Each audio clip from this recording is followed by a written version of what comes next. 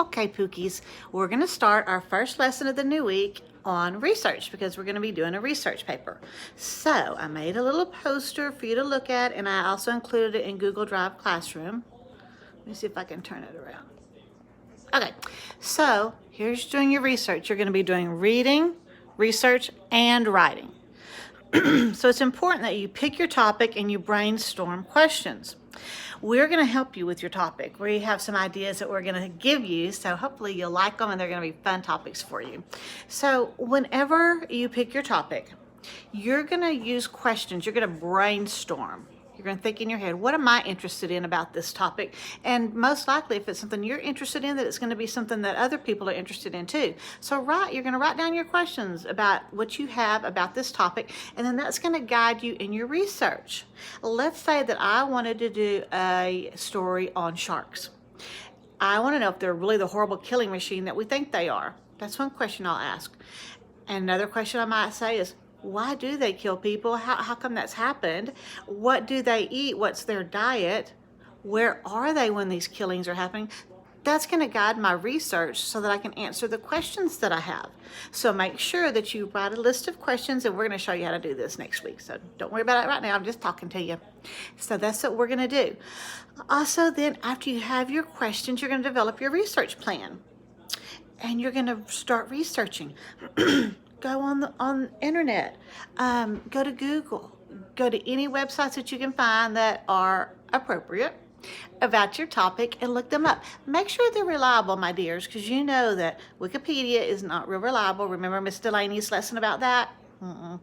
And maybe not Facebook, because I would tell my kids something that's like, Mom, did you hear that on Facebook? You know you can't believe anything on Facebook. Made me feel dumb, but oh well. So probably not Facebook. But what you do need to do is you could look at nonfiction books, and you can go to the library website and probably look up some stuff. Go to different websites on your computer and look up stuff. If you have problems, ask your mom and dad. I'm sure they can come up with things to help you find good, reliable information. And then you just want to keep what's good information. So if I'm doing about sharks and about them killing people, and are they really mean, and are they really terrible predators for humans, or are they just mistaking humans for a seal, I'm not probably going to write an article about going to the Bahamas and hanging out in the sand and having some chips and guacamole.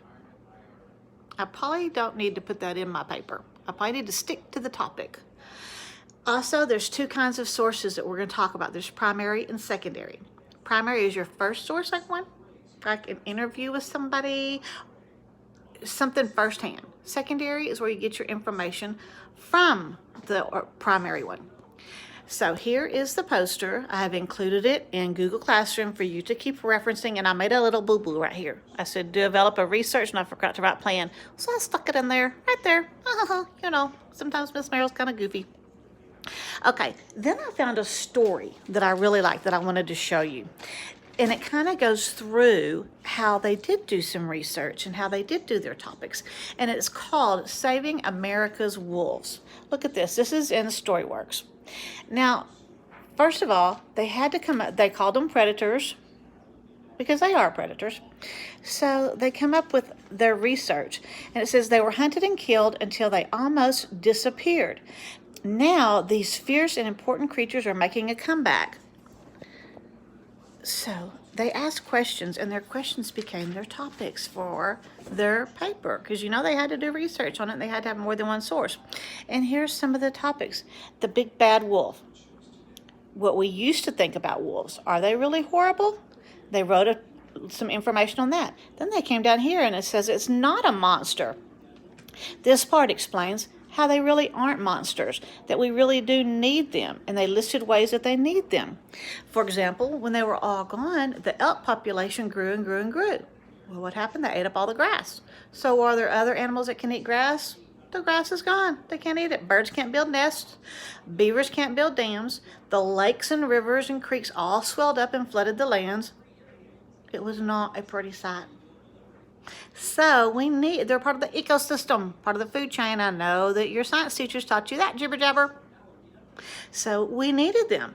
So they told about all of that. And then they came up their second topic is after they said, no, they're not a monster, or they said what we thought about them before. They were horrible, so people just shot them and killed them. Then we see, no, they're not a monster. We really need them. Then their next topic they came up with, once again, howling.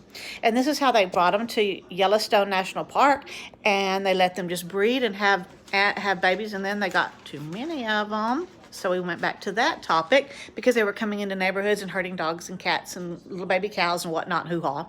So a fierce debate. This is about what should we do with them. They're hurting our people. They're scaring our kids. They're eating my little kitty cat. We need to do something. So this tells right here how they tracked them down, how the scientists would give them a shot to put them to sleep. Then they put a collar on them and they could track them.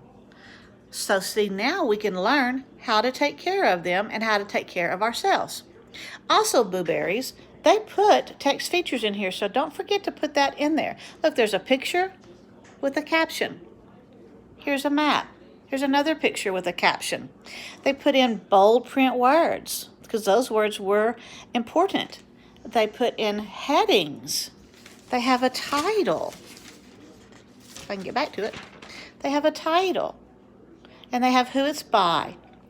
So that's just kind of a little example, sweeties, for y'all to use, to think about your questions, to keep your paper organized, not just talk about this and talk about that and talk about this, but have a good train of thought that goes through your whole paper that we can follow. And go ahead and put some text features in there if you can. I mean, like bold words, do pictures. You can print out pictures off the internet. You can draw pictures. You can put in captions, text boxes, graphs, maps, whatever, because this is a research paper. So if it's research, it's nonfiction, and nonfiction has text features. See how smart we are? So that's what we expect you guys to do. So all along the way, you know, we're going to be here to help you and answer your questions. Y'all been doing so great, so fantastic. So think about what I said about you need to pick your topic, use your question, and then brainstorm, use your questions to guide you, develop your research plan, and use reliable sources. So that's the first lesson today. I'm also including a PowerPoint that has the vocabulary words that we're going to use. And whenever you watch the PowerPoint, I was like, I need to make sure that they understand what these words mean. So you'll hear my little voice telling you what those words mean. So pay attention. You might need it. All right, Pookies, if you have questions, let us know. We're here for you. We love you. We want this paper to be a success for you. We want you to enjoy it. We want you to learn from it. And we're going to learn from what you've written when we read them. Okay? So if you have any questions, Pookies, make sure you ask us and watch the lessons very carefully. There's going to be one every day from a different teacher. That'll be cool. Okay, sweeties. See you later. Bye.